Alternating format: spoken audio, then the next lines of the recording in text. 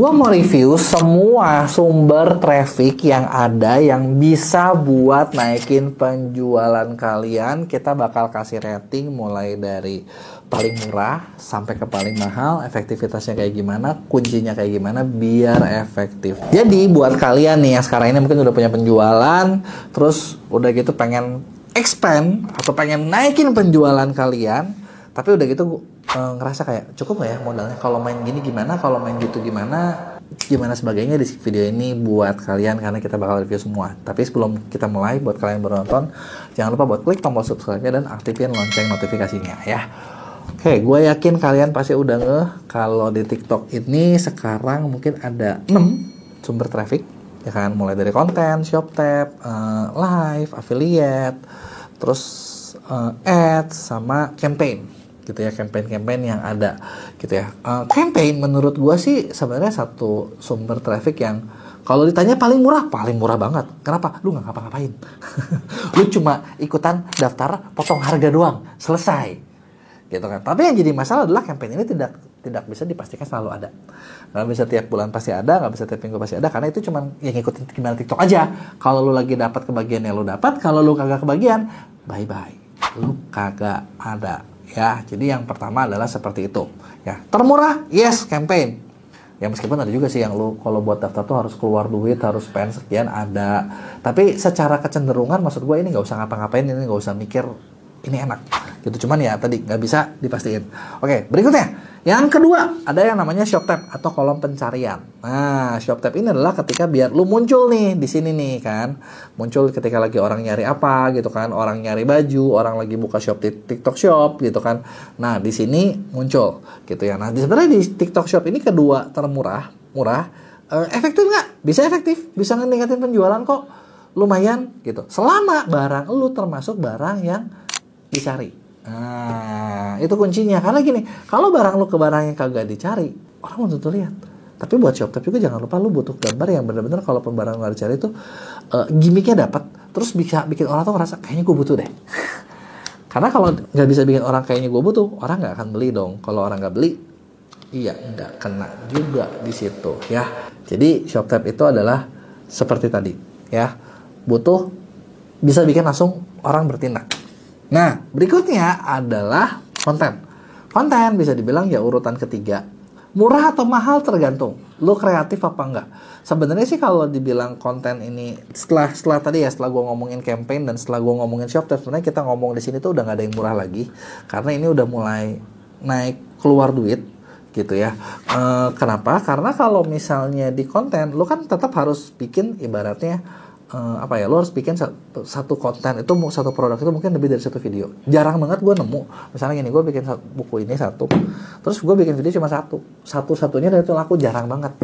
Biasanya yang benar adalah satu SKU mungkin dibikin produknya, videonya sampai puluhan sampai ratusan. Karena kenapa? Ingat basicnya, manusia itu untuk mengambil keputusan butuh lihat berkali-kali.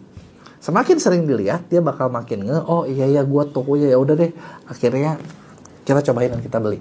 Nah, gimana caranya berkali-kali itu bisa muncul? Nah, berkali-kali tidak akan muncul kalau kontennya cuma satu kan. Orang bosan kan? Butuh berbagai macam angle. Nah, makanya gue bilang konten itu udah lumayan mahal nih. Memang sih untuk kerja konten bisa nggak lu cuma modal pakai HP doang, modal pakai kamera doang, bisa. Tapi punya skillnya nggak? Skill ngetek, skill ngedit, skill bikin skrip, skill mungkin yang talentnya, yang tampilnya, kreativitasnya. Nah, ini semua yang butuh duit. Kalau lu kagak bisa, ya susah buat laku gitu kan. Nah, bisa nggak misalnya kalau misalnya kalian nggak mau pusing terus kerja sama orang yang lebih ngerti? Bisa juga. Kayak contoh kita di MEA, salah satu top TSP yang memang kita ngerjain banyak banget konten-konten buat seller gitu. Jadi kita yang bantuin, kita yang bikinin konten-kontennya. Jadi kalian tinggal udah ngasih tahu arahan produknya aja. Lu udah tahu produknya ini bakal ada banyak kontennya ya. Nah, yang berikutnya, setelah konten, level kita yang berikutnya adalah affiliate. Affiliate ini gue masukin agak mahal, lebih mahal dari konten. Kenapa? Karena sebenarnya gini sih, gue tergantung ya. Kalian mau ngomong affiliate lebih murah dari konten bisa, mau lebih mahal bisa.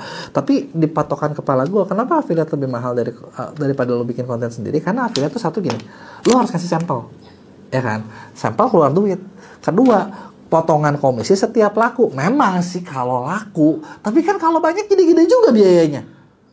Bener nggak? Nggak sedikit dong, bener nggak? Makanya gue bilang di sini affiliate tuh makin mahal. Dan untuk ini kalian perlu punya margin yang cukup, gitu ya. Marginnya berapa ya? Kalau lu barang misalnya kayak 100.000 jual 110.000, nggak mungkin bisa main affiliate.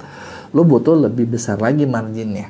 Karena dengan gitu lu baru bisa berbagi komisi affiliate yang menarik dan mereka mau jalan, gitu ya. Nah, berikutnya adalah level yang termasuk termahal juga adalah ads, iklan. Nah, iklan itu bisa nge-boost konten. Jadi kayak konten lo mungkin view-nya cuma 200, cuma 1000. Ketika diiklanin jadi puluhan ribu, jadi ratusan ribu, jadi jutaan view. Kenapa gue bilang mahal ya? Karena kan budgetnya lumayan gede ya. Cuman efektivitas salah satu yang paling tinggi. Karena dengan iklan lo bisa nargetin hasil ROI. Misalnya kayak gue keluar 1 juta, gue pengen dapat 5 juta gitu loh. Nah, kita bisa kayak gitu. Keluar duit, tapi masih untung. Nah, kalau masih untung kan nggak masalah. Makanya dari itulah margin penting. Dan yang terakhir, yang paling mahal itu adalah live streaming. Dan padahal banyak seller pemula nggak ngerti kalau live streaming itu mahal. Jadi mereka, ya udah dari awal kita nge-live aja. Nah, gue kebalik, gue tidak akan melakukan live streaming kalau nggak benar-benar yakin. Karena gini, live streaming harusnya kalau lo jalan yang efektif, itu penjualannya gede banget. Nah, kalau misalnya, tapi kan gini, gue punya tim, gue punya admin, ya udah admin gue aja suruh nge-live. Oke, admin lu lagi gabut suruh nge-live. Oke. Pertanyaan gue adalah ketika lo admin lo nge-live, lo keluar internet nggak? Keluar. Lo keluar listrik nggak? Keluar. Terus lo keluar gaji nggak? Keluar. Terus apakah live itu ngasilin? Nah, kalau dia cuma kerja doang, kerjanya capek nggak ada hasilnya, ya lu nggak dapat apa-apa, dia juga cuma dapat capeknya doang. Bener nggak? Makanya live streaming sebenarnya menurut gue yang paling mahal. Tapi kalau lu bisa manfaatin, itu paling gacor. Karena timnya live streaming itu 1 kali live bagus itu mungkin lu butuh minimal 6 orang di belakangnya. Bukan cuma 1 orang yang udah lu lagi gabut mau live aja, lu ngomong aja udah, cerita aja udah, nggak bisa gitu. Jadi itu dia tadi review dari gua berdasarkan setiap pintu masuk yang ada.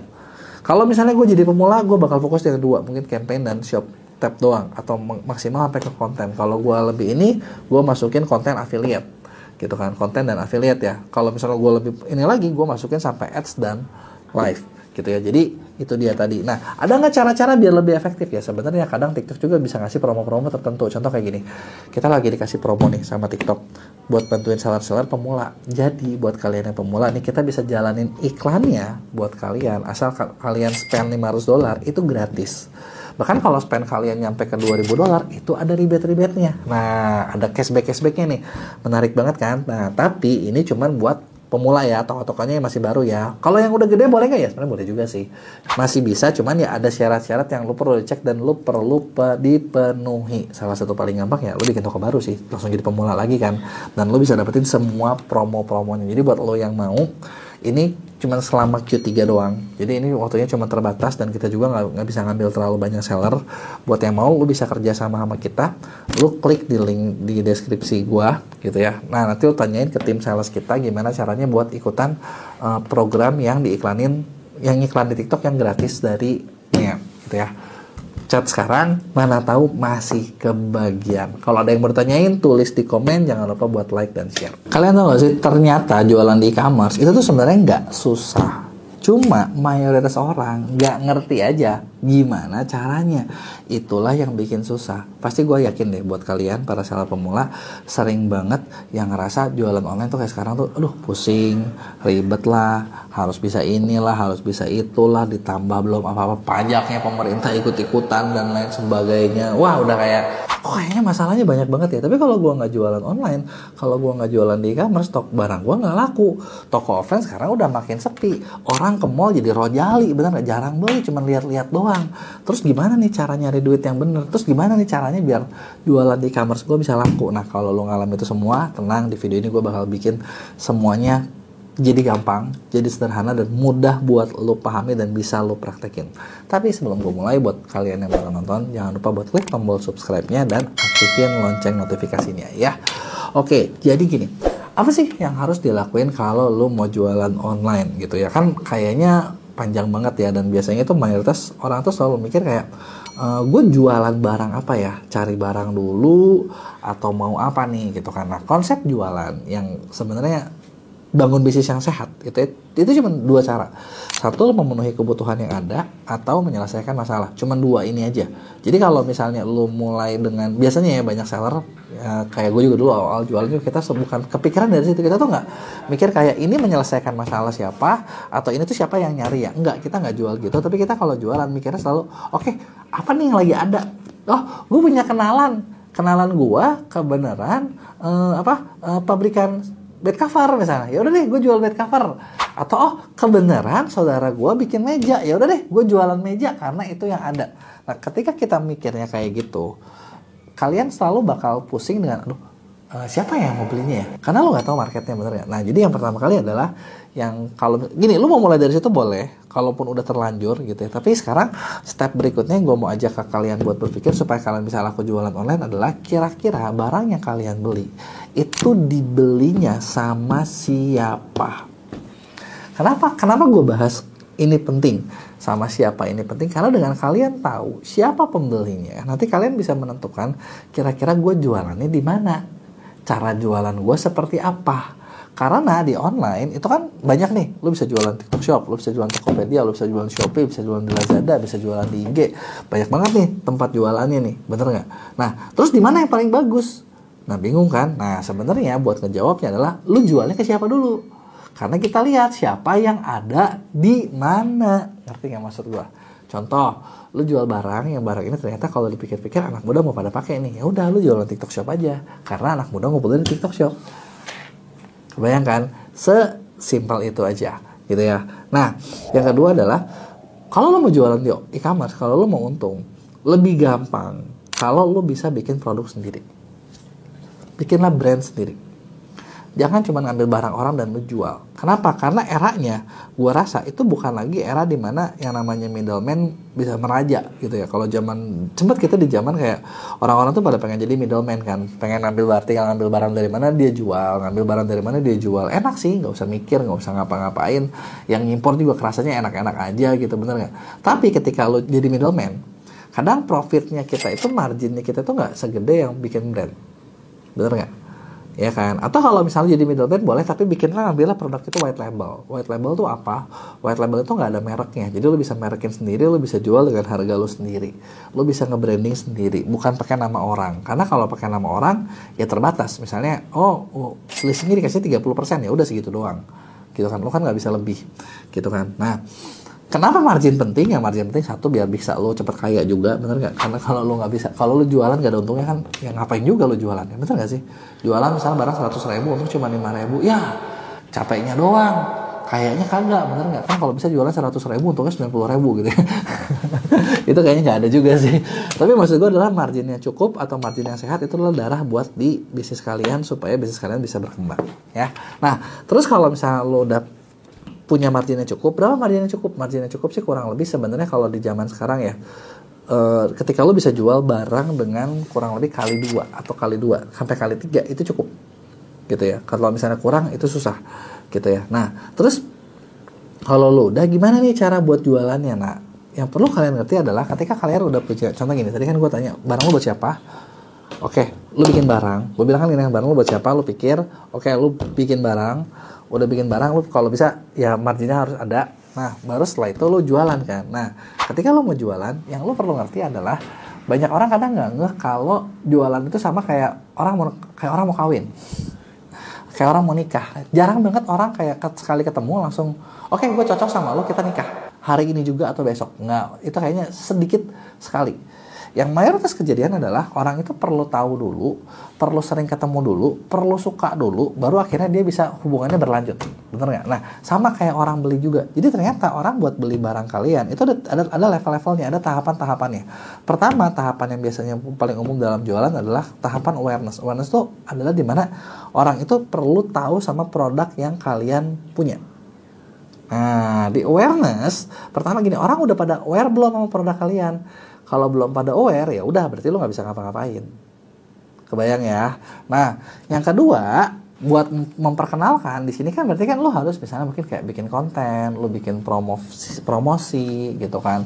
Lo minta afiliator atau influencer memperkenalkan barang-barang lo, dikasih tahu ke orang-orang lain. Nah, fase ini biasanya fase paling berat. Makanya banyak orang juga bilang ketika lo mulai jualan itu paling berat. Kenapa? Karena untuk ngebangun awareness nggak bisa sekedar contoh katakanlah kayak kalian itu apa tuh namanya? Cuman kayak oke, gue bikin produk, terus begitu gue pajang laku, nggak. Orang harus kenal dulu nih sama si produknya. Dan untuk ngebangun awareness ini juga butuh duit, butuh bakar duit, butuh promosi. Ya sesimpel kayak lu bikin konten banyak kan effort ya. Duit juga ya itu ya, bener nggak? Nah itu adalah bangun fase awareness. Nah yang kedua setelah itu adalah lu bikin fase orang tuh masuk ke masa consideration, mulai mempertimbangkan. Gimana caranya biar bikin orang mempertimbangkan? Sebenarnya kita lakuin sebagai sellernya atau jualannya sama-sama aja. Tugas lu mah begitu udah lu bikin barang, lu memperkenalkan sebanyak mungkin lu bikin konten sebanyak mungkin, lu promosiin sebanyak mungkin. Nah nanti dari orang yang terpapar nih, contoh gini, katakanlah gue bikin buku. Nah gue mau bikin orang itu pada tahu dulu nih sama buku gue, ya kan. Nah mungkin gue bikin video banyak banget nih menceritakan buku gue.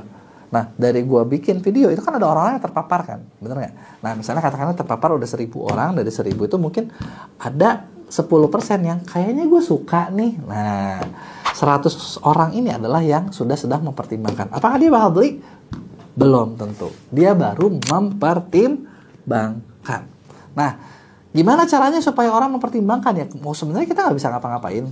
Karena gini, orang mempertimbangkan itu ketika selera dia itu masuk, atau dia punya kebutuhan, atau dia punya masalah yang bisa diselesaikan sama produk yang kalian jual. Itulah caranya. Jadi makanya lu harus menargetkan dari awal dengan benar gitu kan. Nah, terus setelah dia mempertimbangkan, semakin dia sering kena itu kontennya lagi, semakin dia tahu lagi, sering ketemu lagi, barulah akhirnya dia akan memutuskan atau convert atau akhirnya jadi beli. Terus kita sebagai yang jualnya gimana? Ya kagak ada. Nggak ngapa-ngapain, lu tetap aja pokoknya mah. Misalnya gini, tugasnya sebagai penjual adalah sesimpel kalau lu offline, lu bikin brosurnya sebanyak mungkin, ya, lu punya 1 juta lembar, setiap hari lu bagiin tuh 100.000. Di mana bagian tempatnya? Ya misalnya lu depan toko lu boleh, pokoknya tiap orang lewat lu bagiin. Besok orangnya ada yang sama, gue kasih lagi gak? Kasih lagi. Karena basicnya ternyata buat orang yang ngambil keputusan buat beli, dia mungkin perlu terpapar sampai 7 kali biasanya.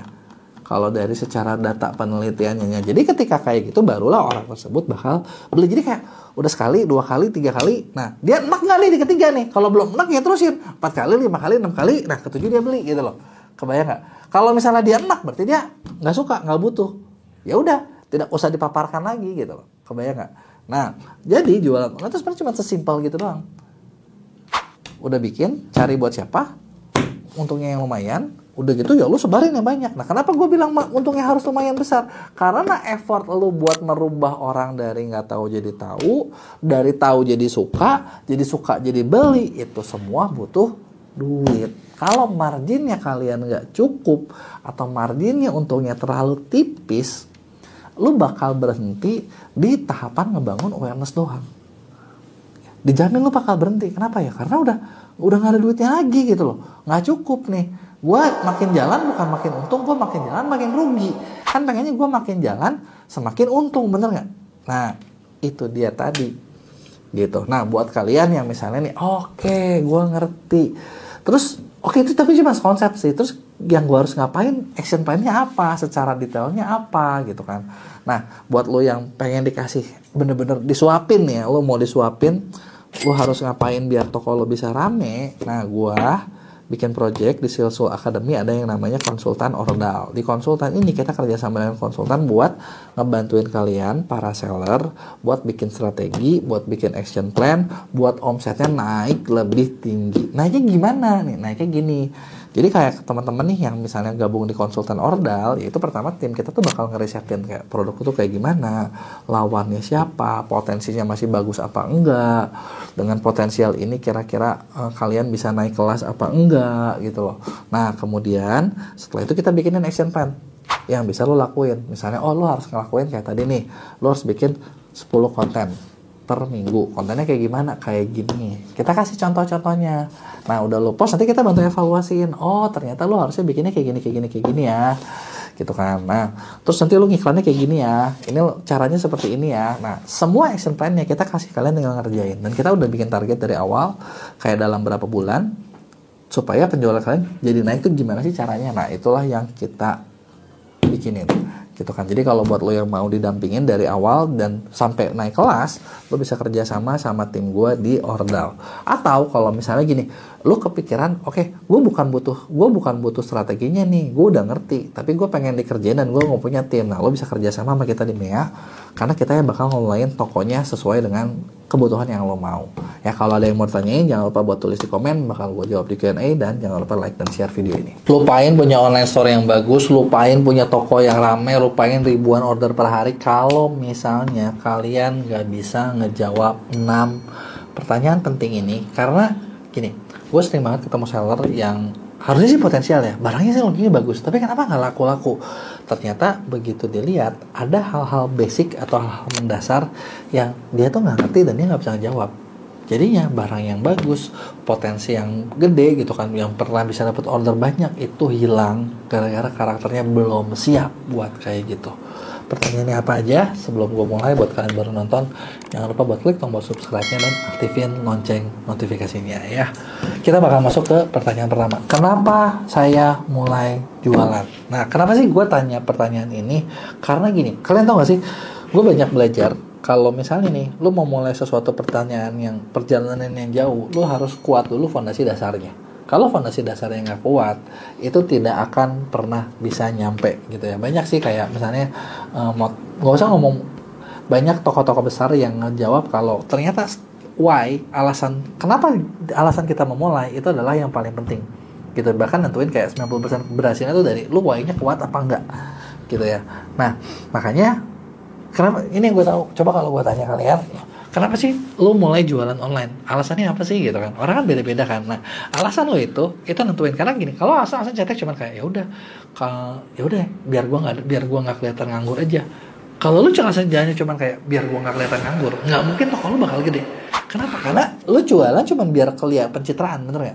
Atau kenapa lu jualan online? Oh gue jualan online gara-gara gue nggak ada pilihan lain. Gue mau cari kerja di mana-mana ditolak. Ya, kalau gitu pun alasan seperti itu nggak mungkin lo jadi sesuatu jadi toko yang kuat gitu loh, dan dalam jualannya gitu ya. Belum lama gue pernah ketemu satu seller. Ini gue kemarin ketemu di acara Shopee. Jadi gue jadi juri di acara Shopee Jagoan UMKM, dan seller ini menurut gue unik banget sih. Dia tuh dari daerah. Dia bikin brand sepatu gara-gara dia dulunya nggak punya sepatu. Dia jadi guru, terus begitu banyak anak murid dia nggak bisa beli sepatu gitu. Nah, dan dia jadi alasan dia bikin sepatu adalah pengen ngebantu orang-orang di daerah supaya bisa punya sepatu yang layak gitu loh, gitu kan. Nah, itu kan sesuatu alasan yang maksud gue tuh bukan, itu alasan yang lebih kuat gitu. Jadi ibaratnya menurut gue ya, kalaupun ada masalah apapun dan ketika dia inget kayak, aduh gue lagi ada masalah nih, toko gue lagi problem, order gue lagi sepi, terus dia ketika ngeliat di daerah dia kayak masih ada orang-orang yang nggak punya sepatu gitu kan, itu kan kayak emosi dia, terus semangatnya itu bakal nyala lagi gitu, kayak wah belum bisa nih, visi gue belum beres nih, misi gue belum beres nih, harus ada yang diselesaikan gitu kan. Nah, itu adalah why-nya kenapa lu mulai jualan online. Jadi ini adalah salah satu yang penting banget. Coba deh lu cek alasan lu apa, coba kasih tau gue dong di komen. Apakah mungkin ada yang cuma pengen kaya, ada yang mungkin cuma kayak aduh gue pengen, nama gini ya, alasannya simpel tapi kuat juga menurut gue ya. Oh, gue pengen kasih penghidupan yang lebih baik buat keluarga gue misalnya. Itu kan sebenarnya jujur ya, itu jujur. Dan terus ketika misalnya lu ada masalah dan lu ngeliat kayak aduh kok keluarga gue masih kere ya, masih susah ya, itu kan semangat lu bakal kebakar lagi buat apapun masalahnya bakal jalan lagi gitu loh. Beda sama kalau orang yang ya udah deh daripada nggak ada kerjaan, ya udah deh daripada gabut, kayaknya sih barangnya lagi laku. Ketika ada masalah, oh barang ini udah nggak laku lagi, masih mau jualan gak lu? Lu udah nggak mau jualan lagi kan? Gara-gara alasan why lu ini itu nggak bener-bener nggak bikin lu sendiri terus termotivasi gitu loh. Nah, terus pertanyaan yang kedua yang lu perlu jawab adalah siapa target market lu dan apa masalah atau kebutuhan yang lagi mereka alami. Nah, kenapa gue tanyain ini juga? Gue sering banget ketemu seller dan gue tanya kayak, aduh barang gue ini gini. Gue tanya, emang target market lu siapa? Ya semua orang lah.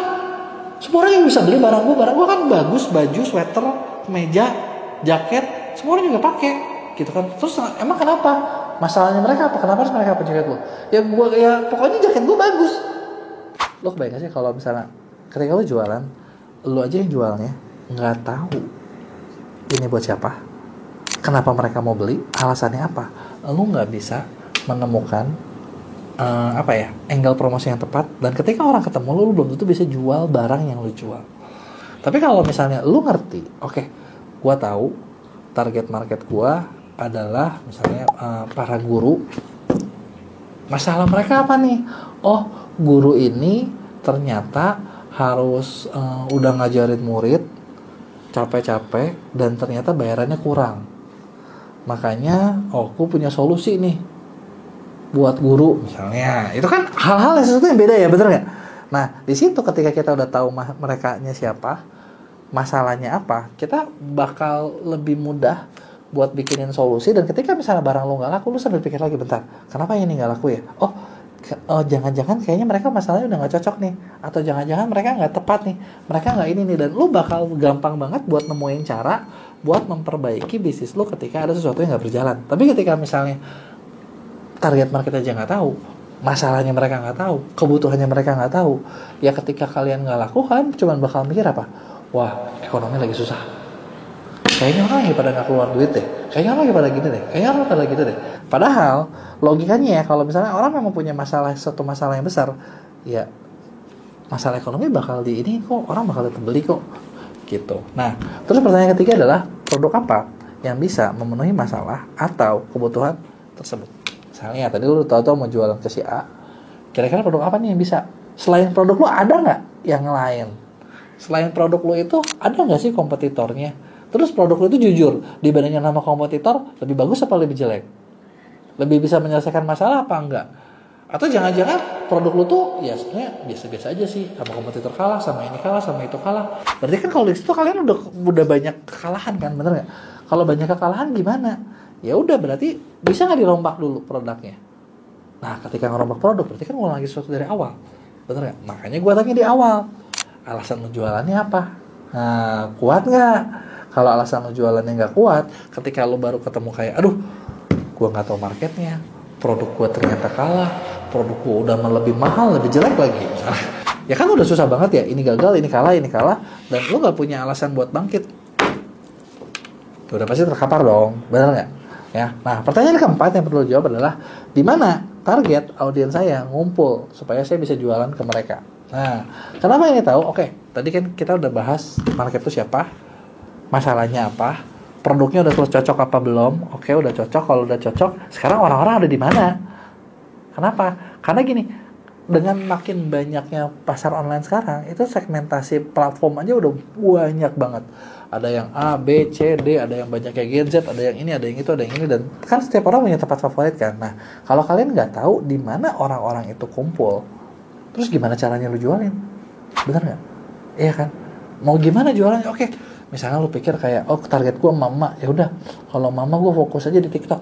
Ya, jangan-jangan mama tuh dikit loh di TikTok, mama biasanya di Facebook loh. Kenapa lu nggak nyerang ke posisinya gitu loh? Kebayang nggak? Ketika lu nggak bisa menyerang tempat-tempat mereka ada, lu bakal lebih susah buat jualan. Sosial medianya apa, e-commerce-nya apa, bahkan kalau tahu lebih bagus lagi adalah kira-kira nih selain mereka ngumpul di mana, mereka percayanya sama siapa sih? Nah, kalau lo tahu siapa yang mereka percaya, di situ lo bisa kerjasama dengan pihak tersebut, lo bisa endorse dan lo dapetin kepercayaan langsung, instan, gitu kan? Jauh lebih gampang lagi kan? Nah, yang kelima adalah gimana caranya agar mereka bisa tahu produk yang saya jual. Oke, lo udah tahu orangnya ada di Facebook, lo udah tahu orangnya ada di mana, terus lo gimana caranya biar tahu? Apa kalau harus bikin konten banyak? Apa kalau harus endorse? Apa kalau lo harus ngapain nih? Coba udah kepikiran belum? Atau jangan-jangan oke, gue tahu di sini, gue tahu di situ, terus gimana caranya? Ya gue nggak tahu. Atau ya udah, gue ini deh, gue kontakin satu-satu deh, gue inboxin satu-satu deh. Wah, capek dong kalau gitu, bener nggak? Itu kan susah kan, bener nggak? Nah, dan yang terakhir adalah apa yang bisa saya lakukan supaya mereka tertarik buat beli produk yang saya jual. Kebayang nggak? Jadi oke, lu udah tahu, udah kepikiran gimana caranya, sekarang lu harus ngapain? Misalnya, contoh ya, lu mau jual, gue mau jual pasar buat target marketnya adalah guru, misalnya, ya. Nah, guru ini produk apa nih yang mau gue jual? Misalnya di guru ini, misalnya katakanlah guru ini butuh dikasih motivasi, kita bikin kaos buat membangkitkan semangat guru gitu ya se-Indonesia gitu loh ya. Ya, oke. Gue udah mau beli buku guru ngumpulnya di mana nih? Oh, beda-beda nih. Ada di Facebook, ada di LinkedIn, ada di TikTok, ada di mana sosmednya. Mereka pakai e-commerce siapa? Oh, beda-beda nih, random nih. Nah, kan kalau random nggak mungkin gue kerjain semuanya. Bisa sih lu kerjain semua, tapi modalnya bakal jadi lebih gede.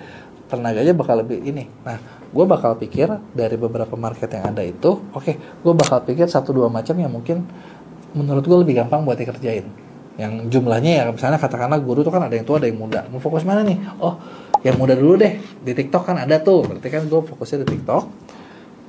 Di TikTok berarti gini, gue cari tahu nih di TikTok kira-kira guru-guru ini punya nggak sih panutan atau kreator yang mereka percaya. Oh, ada si A, si B, si C yang cukup terkenal. Ya udah, gue garap tiga-tiganya aja kerja sama. Bisa nggak nih gue endorse? Kebayang nggak gue endorse? Gue minta dia endorse plus affiliate. Gue cari beberapa orang afiliator. Terus begitu gue juga bikin beberapa konten organik. Nah, konten-konten inilah yang gue langsung blast. Gue langsung bikin. Nah, kita launching barengan, gitu kan. Dan setelah itu gue iklanin. Nah, ketika seperti ini, target gue di awal adalah gue dapat orang-orang yang tahu dulu. Misalnya katakanlah dalam 1 bulan pertama, realistis nggak sih kalau kita ngomong kita belum ada sales nggak apa-apa, tapi kita misalnya mungkin dapat 300.000 orang yang tahu barangnya. Nah, dari 300.000 itu logikanya kan nggak mungkin semuanya nggak suka kan. Ada yang interaksi, ada yang nanya, ada yang suka. Dari 300.000 itu mungkin bisa dapat katakanlah 5% yang lagi mikir-mikir. 15. Jadi 300.000 kali 5%, artinya ada 1.500 orang yang lagi mempertimbangkan. Udah ada yang check out belum? Kalau udah 1.500, logikanya pasti ada 1-2 yang penasaran. Ya kan? Karena kan angkanya udah besar. Tapi kalau misalnya lu yang yang taunya berapa? Ya yang taunya baru 1.000. Ya kalau 1.000 mah berarti lu bikin 5 video, satu videonya 200-an dong. Bener nggak? Ya gimana bisa ada yang mikir, bener nggak? Gimana bisa ada yang beli, bener nggak? Nah, makanya kayak tadi nih, targetnya misalnya katakan 300.000, nanti ada yang lagi mikirnya berapa, nanti ada yang tertarik belinya berapa. Nah, ini ketika kita lakuin ini, nah ini biasanya lebih bakal banyak orang-orang yang masuk. Bener nggak? Bakal ada orang-orang yang masuk kan. Nanti bulan depan target audience awareness-nya bertambah sedikit, consideration-nya kita harus tingkatin lebih banyak, konversinya harus udah lebih banyak karena kan orang udah lebih tahu nih gitu. Karena dengan kayak gitu lu bisa dapat penjualan gitu ya. Penjualannya bisa dapat banyak dan lu bisa semuanya perhitungkan gitu. Nah, jadi itu dia tadi nih beberapa pertanyaan yang lu perlu jawab biar lu kebuka gitu loh, biar lu kebuka dan lu biar tahu nih, kalau ada salahnya di mana sih, kalau ada benernya di mana sih, kurangnya di mana, salahnya apa yang harus diperbaikin. Nah, misalnya nih kalian udah bisa jawab pertanyaan tadi dan lu mungkin masih ada strategi atau langkah-langkah yang lu nggak tahu gimana cara buat terapinya, tenang aja. Gue di Skill School kita punya program yang namanya pendampingan ordal. Di program pendampingan ini gitu ya, kita udah nyiapin tim konsultan buat bantuin kalian buat nyampe berbagai step yang tadi gue jelasin gitu kan, buat naiknya kayak gimana, buat lakunya kayak gimana, action plan-nya seperti apa. Jadi dengan cara kayak tadi gue cuma kasih gambaran luasnya doang gitu kan. Nah, detailnya itu ada di program pendampingan. Jadi buat lo yang mau, lo bisa klik di link deskripsi gue buat ngobrol sama tim gue gimana caranya biar kalian bisa dibantuin di program pendampingan ordal ini tadi ya. Kalau ada yang bertanyain, gue pengen tahu juga pendapat kalian, tulis di komen, jangan lupa buat like dan share. Baru pertama kali jualan online, bisa nggak sih langsung sukses? Ibaratnya langsung produk yang laku, ordernya banyak, omsetnya gede, cuannya gede, lo langsung kaya raya dan hidup indah selamanya. Nah, gue mau cerita nih. Jadi dari apa yang gue alamin, seperti apa perjalanan gue, beberapa yang klien yang gue lihat hasil di online gitu kan, apa yang mereka lakuin, karena gue tahu ini harapan kalian kan. Nah, tapi sebelum kita mulai, buat kalian yang baru nonton, jangan lupa buat klik tombol subscribe-nya dan aktifin lonceng notifikasinya ya. Jawabannya adalah, ya mungkin sih, bisa banget gitu. Tapi maksud gua, dibilangin jarang enggak, dibilangin enggak jarang juga enggak gitu loh. Nah, kalau dari pengalaman gua sendiri ya, gua mulai jualan online itu kurang lebih 2012, waktu itu agak di Q3, Q4 gini lah ya, agak-agak mendekati ke 2013 2013, itu 2012 ke 2013 gitu kan. Nah, kalau gua dulu ketika gua memulai dari apa yang banyakkan seller lakuin. Biasanya kita tuh selalu mulai dari kita punyanya apa. Bener nggak? Contoh, lu lagi jualan baju, ya udah gue jual baju aja gitu loh. Misalnya gue lagi jualan apa, mulai dari situ aja. Nah, dulu gue mulai dari jualan suplemen gitu kan. Apakah itu pilihan yang baik atau apa ya? Sebenarnya menurut gue dibilang baik enggak, dibilang baik juga ya oke-oke aja gitu kan. Tapi gini, sebenarnya gue pengen bahas sama kalian adalah setiap produk itu punya apa ya, punya nyawanya sendiri, punya cycle-nya sendiri, dan semakin kalian ngerti gitu ya, kalian tahu nih gimana cara lakunya gitu ya. Nah, kalau zaman gua tuh mulai dari suplemen, terus di tahun 2012 2013 tuh platform yang ini tuh Facebook, Twitter. Nah, dan zaman dulu Indonesia lagi adalah BlackBerry Messenger. Gitu. Jujur dulu gua sama Google satu lagi ya. Jujur gua dulu mau mulai dari Facebook tapi gagal. Nyobain Twitter, akhirnya gue nemu sih polanya bisa sempat menghasilkan, dan sumber cuan gue adalah dari Google dan dari BBM. Jadi gue mencoba tiga ini tuh buat datengin yang nanya sama produk gue, nanti udah gitu eksekusinya di BlackBerry Messenger gitu ya. Nah, gue sendiri itu dulu kayak butuh waktu 3 bulan lebih buat pecah telur. Jadi kayak selama 3 bulan tuh lu kerja tanpa hasil. Cuma dengan modal keyakinan, lihat orang lain kayaknya ada yang bisa laku gitu. Itu gua. Jadi kalau dibilangin sukses nggak? Ya enggak juga. Lama? Iya. Kesel? Iya. Gitu ya. Tapi akhirnya apakah dari produk yang gua jual menguntungkan? Ya jujur aja, gua dari 2013 sampai 2020, berarti selama 7 tahun gue jualan produk yang gue jual itu, ya itu ngasilin omset ratusan juta juga, dan gue ibaratnya bisa beli rumah, bisa segala macam.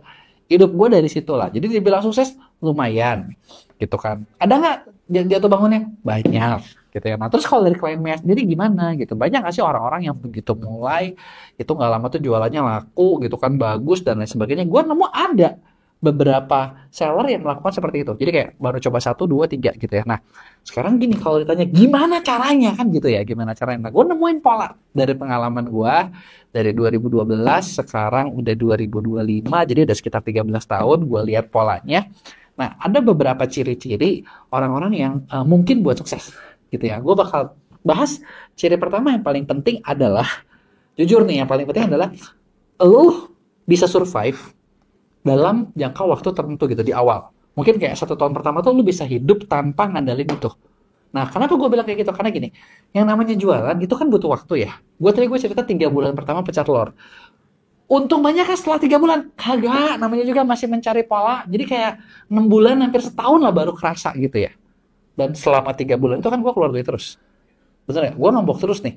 Bukan kayak gue modal 1 juta, 10 juta, dan kalau 10 juta terus gue dapat duit. Nggak bisa, orang gue nggak hidup kok kalau kayak gitu. Bener nggak? Jadi kunci pertama yang gue lihat adalah itu orang, ibaratnya kalian kalau misalnya mau kayak gini, kalian harus bisa survive minimal kayak 6 bulan sampai 1 tahun. Dimana ibaratnya kalaupun itu lu nggak ngasilin untung, kalaupun itu lu keluar duit, ya kan? Karena kan segala sesuatu di awal pasti keluar duit dong. Kayak gue juga kerja terus. Gue waktu itu gue juga waktu dulu kan gue ngerjainnya SEO ya. SEO itu lu kadang ada beli media ya, kayak endorse lah, cuma endorse media itu kita keluar duit dan kita nggak dapat duit, bener ya? Ya kan, keluar duit dan lu harus survive selama misalnya 6 bulan sampai 1 tahun. Kalau lu nggak bisa ya mati gitu ya. Kalau waktu zaman dulu ketolong karena ketika gue jualan, gue offline-nya masih jalan. Jadi online ini adalah sesuatu yang gue lakukan untuk menambahkan. Kebayang ya? Nah, jadi itu ciri pertama. Yang kedua, terus apa nih gitu ya ciri kedua? Ciri kedua adalah kalau gue lihat ya benar. Dari pengalaman gue lebih dari 10 tahun jualan online, gue lihat ada 3 masalah utama yang sebenarnya simpel sih. Ini tuh gampang banget gitu loh dibenerinnya. Tapi fatalnya, dan ini tuh bikin 95% seller pemula itu gagal di tahun pertama mereka jualan online. Wah gila, ngeri banget kan. Maksud gue yakin kalian pasti nggak mau lah, udah capek-capek nyoba bisnis, mungkin ada yang lu udah ngumpulin modal, udah yakin kalau ini adalah jalan hidup yang tepat, dan ternyata gagal. Jadi masalahnya apa sih? Nah, sebelum gue mulai, buat kalian baru nonton, jangan lupa buat klik tombol subscribe-nya dan aktifin lonceng notifikasinya. Poin pertama yang paling penting dan paling banyak kejadian adalah ketika, ini biasanya banyak seller gagal, ketika lu gagal dalam ngelihat masalah apa yang terjadi di target market kalian. Maksudnya gimana sih? Maksudnya gini, sekarang kalau kalian perhatiin dari banyak video gue selalu bilang kayak lo buat bangun bisnis itu simpel kok. Cuman ada 2 cara.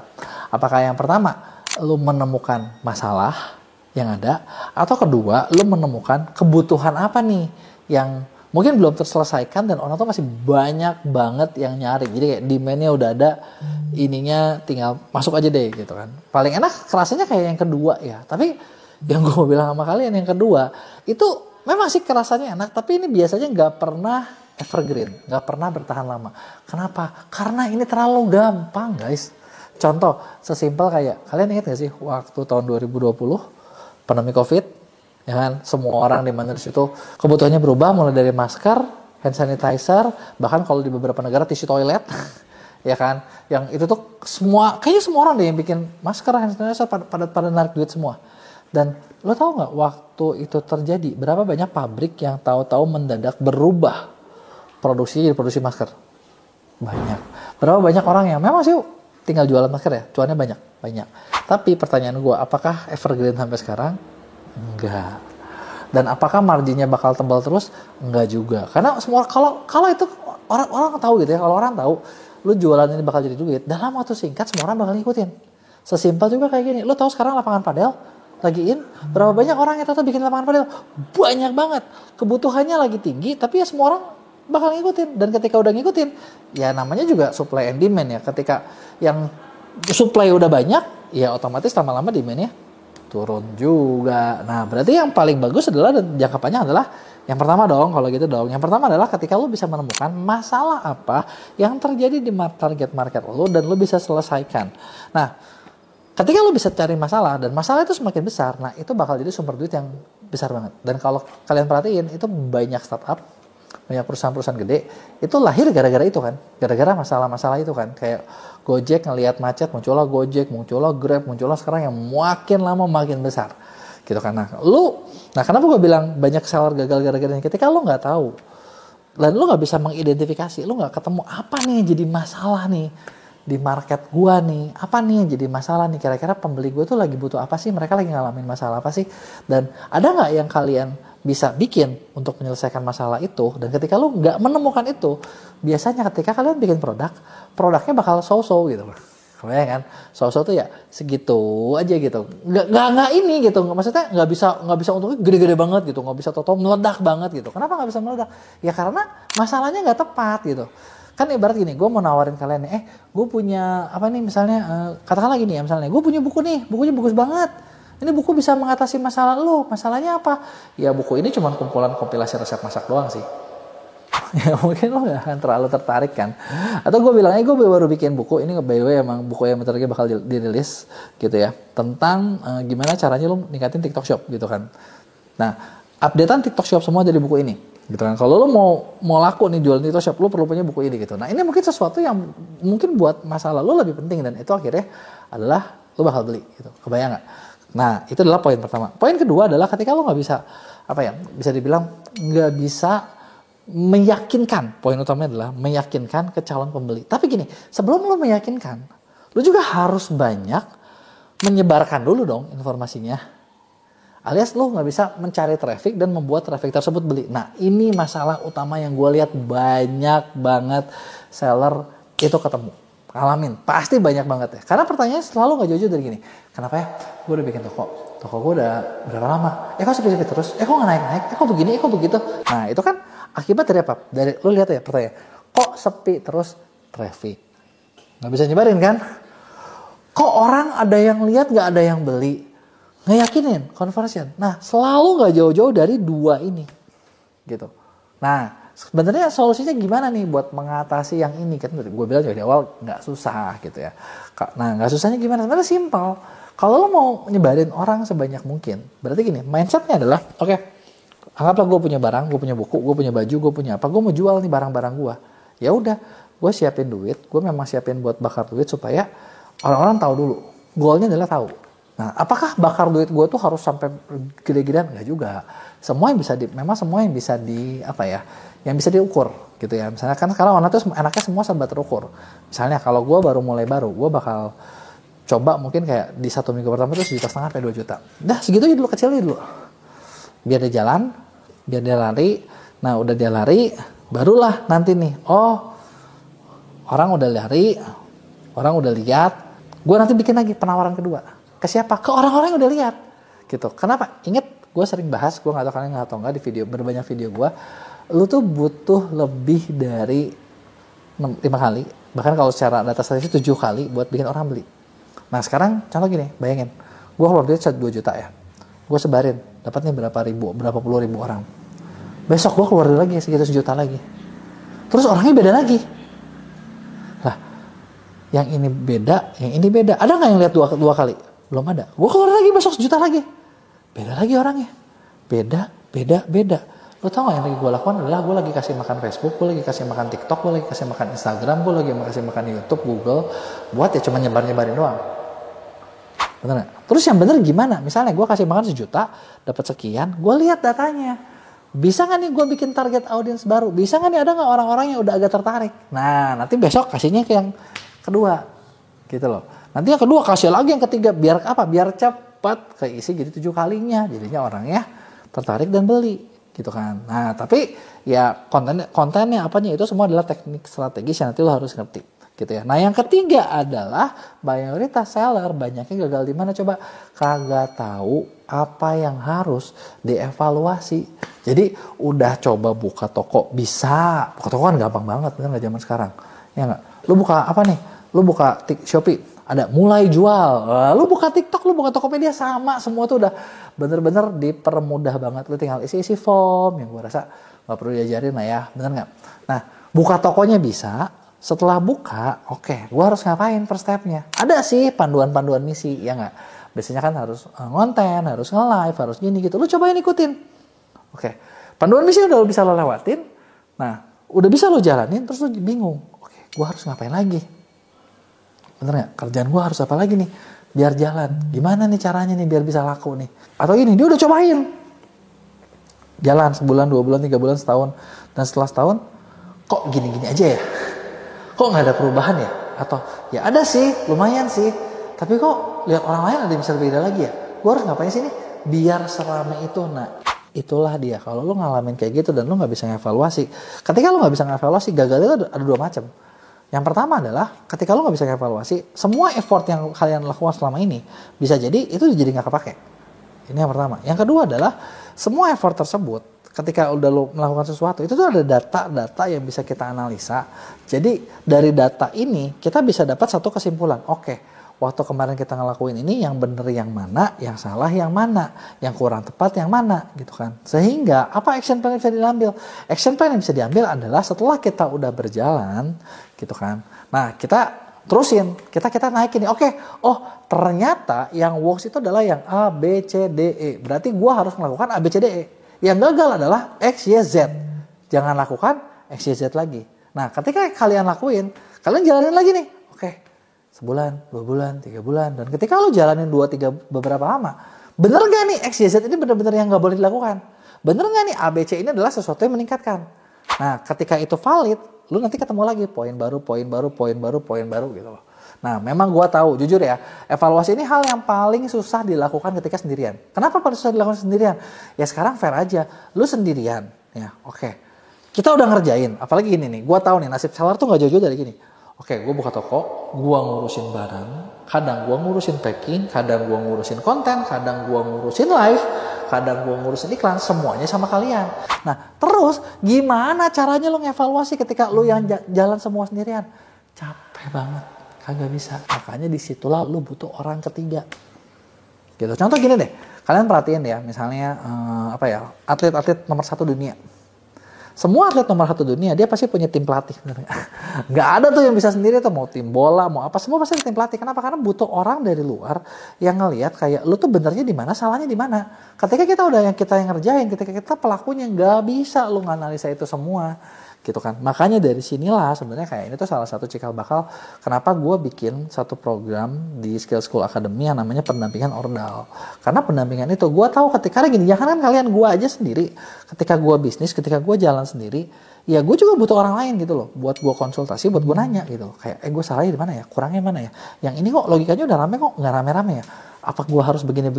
Nah, Itulah yang dibutuhkan. Nah, tim pendampingan ordal itu bakal biasanya kalau setiap kita ada klien baru tuh kita bikin target dulu nih. Oke, kita lihat kondisi lu seperti ini, 3 bulan ke depan, kita punya target katakan naik 50%. Cukup nggak? Oke nggak nih? Kita rasa bisa nih 50% gitu kan. Udah deal, punya kita bikin satu target, nanti kita bakal breakdown strateginya seperti apa, kalian harus ngelakuin apa.